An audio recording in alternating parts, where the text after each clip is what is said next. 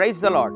యేసుక్రీస్తు దివ్యనామంలో ఉదయకాల సమయంలో వాక్యం వింటున్న మీ అందరికీ నా హృదయపూర్వక వందనాలు తెలియజేస్తున్నాను. మీలో చాలామంది నా జీవితం నా ఇష్టం ఎవడు చెప్పడానికి లేదు, వాళ్ళెవరు చెప్పడానికి, వీరెవరు చెప్పడానికి, ఆ పాస్టర్ ఎవరు చెప్పడానికి అని రకరకాలుగా విర్రవీగుతూ ఉంటారు. ఆఖరిగా చాలా నష్టపోతూ ఉంటారు. దేవుని బిడ్డలారా, జీవితం దేవుడిచ్చినటువంటి ఒక బహుమానం.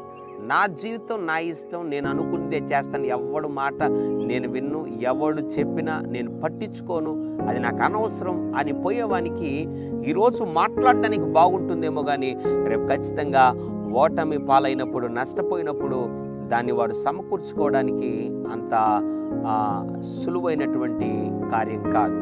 దేవుడి ఉదయకాల సమయంలో ఒక వ్యక్తి ఎలా జీవించాలి, తన ప్రవర్తన ఎలా ఉండాలి అని దేవుడు ఈ ఉదయకాల సమయంలో ఒక మాటను జ్ఞాపకం చేయాలని ఆశపడుతున్నాడు. సామెతల గ్రంథం 3వ అధ్యాయం 6వ వచనం, నీ ప్రవర్తన అంతటి యందు ఆయన అధికారమునకు ఒప్పుకొనుము. దేవుని వాక్యం సెలవిస్తూ ఉంది, ప్రవర్తన అంతటి ఎందంట ఆయన అధికారానికి ఒప్పుకోవాలంట.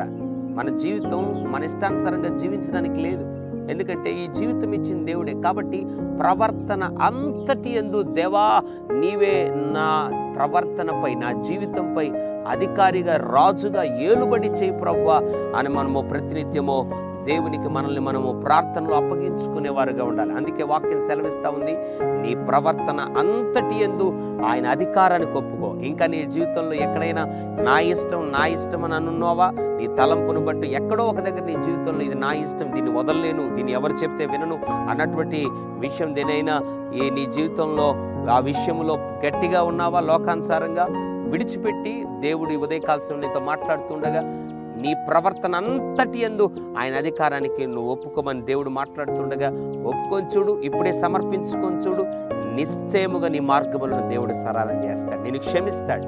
ఇంతవరకు ఒకవేళ అలా జీవించుండొచ్చు, ఇక మీదట ప్రభు నన్ను క్షమించని అడిగి ప్రవర్తన అంతటి మీద నీ అధికారాన్ని నేను ఒప్పుకుంటున్నాను ప్రభు అని చూడు, నిశ్చయముగా దేవుడు నీ జీవితంలో గొప్ప కార్యాలు చేస్తాడు. పరిశుద్ధుడా, ప్రేమగల తండ్రి నీకు వందనాలు.